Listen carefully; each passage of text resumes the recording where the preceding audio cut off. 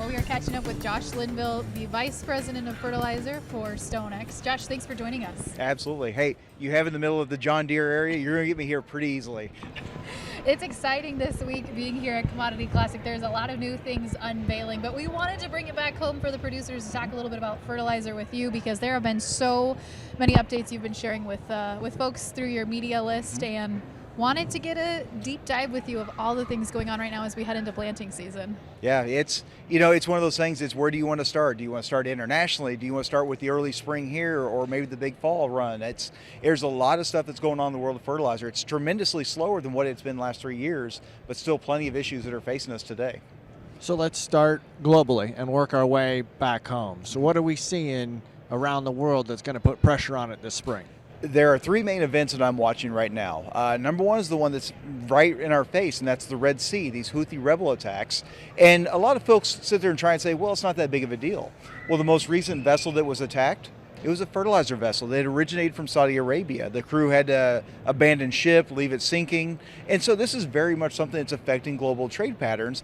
Any fertilizer that's coming from the Middle East, coming to the West, whether that be South or North America, now is probably going to make the decision, we're going to go south around Africa. That's 2 more weeks of sail time. That is additional freight cost. So that's the biggest one in our face, but at least there's an option to get away from it. Number 2 is the Middle East. We're watching the Persian Gulf very, very closely. Of course, watching Iran. And you remember back during the Persian Gulf War, Iraq was the worry. They're going to attack ships. And Iraq is on the very top end of the Persian Gulf, a very tiny sliver of coastline.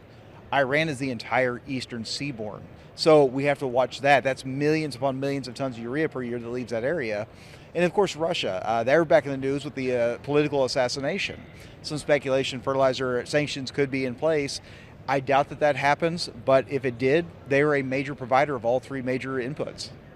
Josh, I want to go back to what you mentioned about the shipping costs now versus what it was prior to the Houthi rebel attack. So an additional time, obviously, to go around the bottom tip of Africa. But what is the difference in shipping costs that we're seeing now compared to what it was prior to these attacks? It's going to depend on your origin point where you're going to, obviously speaking. But, for a lot of it coming to the U.S., most people are putting the additional freight at $15 to $20 a ton. It's significant. But with us being this close to spring season, it's one of those things that's like, listen, the cost we can recoup. The cost, we can move that along the industry. The 2 weeks, that's huge. I mean, you've got spring right around the corner. And for a lot of folks, spring isn't around the corner. Spring is here. Yeah, so let's hit on that, because you teased us and now you brought in a great transition. What effects does an early spring have on prices? Unfortunately, this is a story we got to start talking about the fall run. Tremendously large fall run. We started on time. Farmers hit it out of the park. Mother Nature was very nice to us this cycle. We ended up running clear until about mid-December. And we emptied inventories on anhydrous, phosphate, and potash. And we started talking a lot at that point saying, listen, if we start normally in spring, it's going to be very hard to get refilled. That's only 90 days. That's 3 months. We didn't get 90 days. We got 60 days. Much of the Midwest started up middle of February. That means 60 days, 2 months is not enough time to refill the system. Now we're scrambling and we're playing catch up. When you look at, this past harvest season that we had, a lot of folks are doing some fall application, maybe they're doing some spring application. How much of the field work did we actually see get done this fall because we had such a good harvest season versus what still needs to be left to be done this spring? I would say we probably stole some spring demand. I think that we did pull a little bit of that ahead. Farmers got done with what they wanted to get done. The forecast still stayed very good. And everything's already hot and running. Everything's, in one piece. Let's go ahead and hit a few more fields. So I do believe that we pulled a little bit of that spring, but there's still a tremendous amount done. Anhydrous is a great way to look at. We originally go into it with a 2 million ton fall application, 2 million ton spring application. We moved our fall number up to about 2.3 million. We have it as the 3rd largest fall run going back to the year 2000. Doing that, we moved our spring number from 2 million down to 1.8. So yeah, that number is lower, but there's still a lot of field work left to be done. So what's the alternative if these supplies aren't keeping up? Unfortunately, it turns into a little bit of an auction. It's who wants to pay the most to get that load in time. And for those that don't want to, we'll get the product there. The system always does a great job of moving fertilizer where it needs to go. It may not be there tomorrow. It may be the next day, next week, couple weeks. What does that mean then for prices and the outlook we have? I know there's a lot of different 8 major fertilizers, right? So it's hard maybe to talk about each one individually, but you mentioned we need 90 days to refill the tanks, and we've only had 60. So what are we going to see here price-wise? I think we're going to see a little bit of strength, and we've actually seen that on the paper markets, the future markets, and we're seeing that on the physical side as well. Phosphate is seeing it. Those prices are up significantly. Urea here in the last few days has started to spike up. Potash has been relatively quiet, but UAN and hydrous, both of those are now starting to move up higher. So there's definitely a bullish tendency on the short term. However, the further into spring or into early summer you start to talk to people, the more a looming price cliff starts to come into focus. Corn has given up a lot of value. You know, December 24 corn had been $5.10, $5.25. Here recently it dipped down to what I believe is $4.45, and all of a sudden it has rallied to $4.60. $4.60 doesn't feel very good for a lot of acres out there, and that's going to have a lot of people very reluctant to buy fertilizer this summer. That was one of my questions, was going to be, how does the commodity price going to affect growers' decision making come spring? Unfortunately, when it comes to spring, you've got to do what you got to do, right? It's the price is what the price is. Now, I will say we've been having a lot of conversations with the fringe acres, and I want to back up. And fringe acre, I'm not trying to put that down or anything, but what I call a fringe acre is that acre that wasn't corn prior to the ethanol boom. The fringe acre is what took us from 78 to 90 plus million acres of corn. A lot of folks like to look at the farmer economics in the Corn Belt, and I sit there and kind of chuckle a little bit and say, I don't care about them. Well, some of the best farm ground in the world. You're absolutely right that it is. But it's the fringe acre that's going to determine, are we 90, 92, 94, 96? And those guys are squawking. They are sitting there saying, our economics don't make sense in 2024. I may, to your point, I might have to look at something different. Beans, wheat, cotton, anything else that's not as input heavy as corn is. Well, we've certainly seen the price ratios too, certainly favoring soybeans at this time, but it seems like Tanner and the growers we've talked to, most of them are sticking to their normal rotation this year, regardless of what's happening with prices. Yeah, and I would say in the short amount of time at the Commodity Classic, I've talked to growers that are looking to stick to a very similar plan, but even heard more corn on corn opportunities, which is interesting because it's not the cheapest alternative.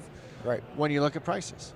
Yeah, and that's the thing. You start talking about corn on corn, it's even more input, heavy. And so it's always interesting. But again, I think it's one of those things we have to remember. We're not even March yet. There's a lot of time before we start putting seed in the ground. There's a lot of things we can talk about, discuss. We haven't actually hit the rubber on the road just yet. A lot of decisions can still be changed. A person that's sitting there saying, I might go more soybeans. Well, what happens if soybean prices go down or corn does rally? Right. You can make those last minute decisions. So we're not quite married to, oh, this is going to happen or that's going to happen, but you kind of go with the wind and follow it where it might go. So if we look more long term, in a year of an election, has there ever been a tie to an election year in fertilizer markets, or is that more tied to trade relations? I think it's more to do with trade. And unfortunately, it's one of those things. I don't believe that Washington, D.C. even knows what fertilizer is. They know what fertilizer is, but maybe not the kind we talk about. But no, it's one of those things that's really rarely brought up in D.C., so I don't think it's something. They'd be more concerned with the grain price than they would an input price. Josh, the other thing I wanted to unpack just a little bit with you is we've certainly been talking a lot about and watching barge traffic, water levels in the Panama Canal and here in the United States as well. And it seems like just recently we reported on the Army Corps of Engineers saying, hey, the drought is officially over. Shipments should get back to somewhat regular levels. How's that going to play out here for the fertilizer market? And so I agree, but a little bit disagree. Okay. I agree that things have improved significantly, and they're right. It's the soil moisture, things like that is much, much better than what it was. And a lot of the area, when you look at the drought maps, are doing so much better than what they were. The thing that still concerns me, though, last spring, we went from very low water levels to flooding. We had tremendous snowpack in the north, and it all melted within like 2 days because it went from 20 to 80 degrees. We don't have this year. You talk to the folks up north, they haven't been able to go ice fishing. They haven't been able to go snowmobiling, snowshoeing, do all the fun sports they like to do because winter just never truly occurred. That's something that has me a little bit concerned, is that we don't have that snowpack. We don't have that moisture that's sitting there waiting to feed the channels. It doesn't mean that we're going to have problems. It just means that we're closer to that cliff of it having problems if we don't have regular, rainfall, moisture events throughout the U.S. And that's another one of those things that has been brought up here at Commodity a couple of times as well, is the very mild winter that we had for that fall applied nitrogen. If it wasn't accompanied with a stabilizer, are they going to have to apply extra units in a side dress fashion or in the spring for what they think might have escaped? Right, and that's a question that's been coming up to us quite a bit, and it's something I turn it back to them and say that's a conversation for your, to have with your retailer. That's unfortunately, you talk about the free salt cycles. We haven't had those this year. You should speak with your retailer about what that could mean because they know your area. What about the fertilizer? You should talk to them because they've been watching it there on the local level. Unfortunately, from our side, I'm talking across a wide audience. It's very hard to dial into one area. They have that expertise, and that's why having that conversation, that relationship with that supplier is so important this year above any others. I'm just always so amazed at how into the weeds you can get with all of the different fertilizer topics, and I'm like, how do you keep this all straight? I'm always impressed. I don't have many hobbies. Fertilizer is your that's hobby. that's my hobby. It's funny because everybody, when I was in college, everybody made fun. Oh, you're going into fertilizer, and last 3 or 4 years, people come. So, what's your take on this market or that market? Exactly. So, before we wrap up, is there anything else that you think our listeners should watch for or keep an eye on as they get ready to head into this growing season? It's going to be supplies. It's going to be logistics, and I cannot stress enough. Speak to your supplier, whoever that retail, co-op, independent. I don't care who it is. I'm not here to tell you who to do business with, but please have that conversation. And I'm not saying you have to buy it right now, but the more information you give them, the more preparation they can make to be prepared for when you do show up to make that call, make that purchase. It's going to be very, very important this season. And then going forward, we talk a lot about the inputs and the outputs, the ratio. There were some tremendous opportunities last year, last summer, last fall. A lot of those have gone away. They're kind of high priced right now. I'm not one to say that as a rub a person's nose in and say, oh, you should have listened to me. I knew it. I didn't know it. It could have gotten cheaper. But those opportunities exist. And when they do exist, it's a good time to jump on, at least for a small layer, and help protect that.